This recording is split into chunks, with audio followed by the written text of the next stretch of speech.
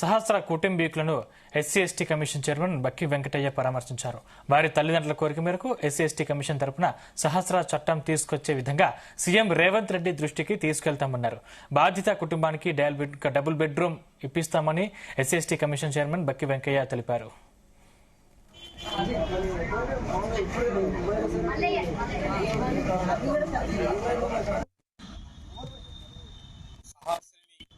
హత్య చాలా బాధాకరం, చాలా దారుణం.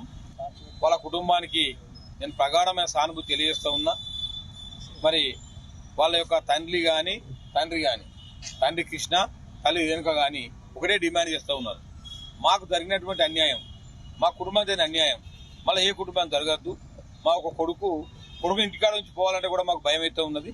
మరి పట్ట పగలు మరి నడి సెంటర్ సిటీలో ఇది జరగడం చాలా ఘోరం.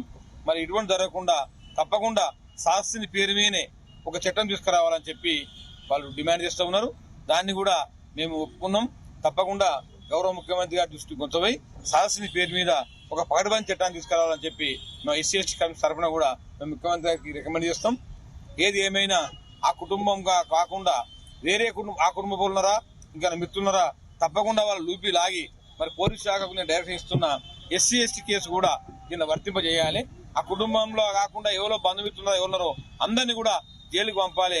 వారి జీవిత ఖైదు పడే విధంగా చేయాలని చెప్పి కూడా తల్లిదండ్రులు కోరుతా ఉన్నారు. మేము ఏది ఏమైనా ఆ కుటుంబానికి తప్పకుండా న్యాయం చేస్తాం. ఆ కుటుంబానికి ఒక 2 BHK ఇల్లు తప్పకుండా ఇప్పిస్తాం. ఎస్సీ ఎస్టీ కేసుల బెనిఫిట్స్ అని కూడా వాళ్ళకి వర్తింపజేస్తాం. తర్వాత స్పెషల్ గా కుటుంబానికి ఒక ఎక్స్కేసీ కూడా మరి గౌరవ ముఖ్యమంత్రి గారికి ఎస్సీ ఎస్టీ కమిషన్ తరఫున రికమెండ్ చేసి ప్రత్యేకంగా ఎక్స్కేసీ కూడా ఇప్పిస్తాం. వాళ్ళు చాలా గరీబ్ వాళ్ళు, ఒక చిన్నపాటి ఉద్యోగం చేసుకుంటారు కనుక ఆ కుటుంబానికి తప్పకుండా 100% న్యాయం చేస్తామని చెప్పి ఎస్సీ ఎస్టీ కమిషన్ చైర్మన్ గా వాళ్ళకు తప్పకుండా న్యాయం చేస్తామని చెప్పి కూడా మరి నేను ఈ సందర్భంగా తెలియజేస్తాను.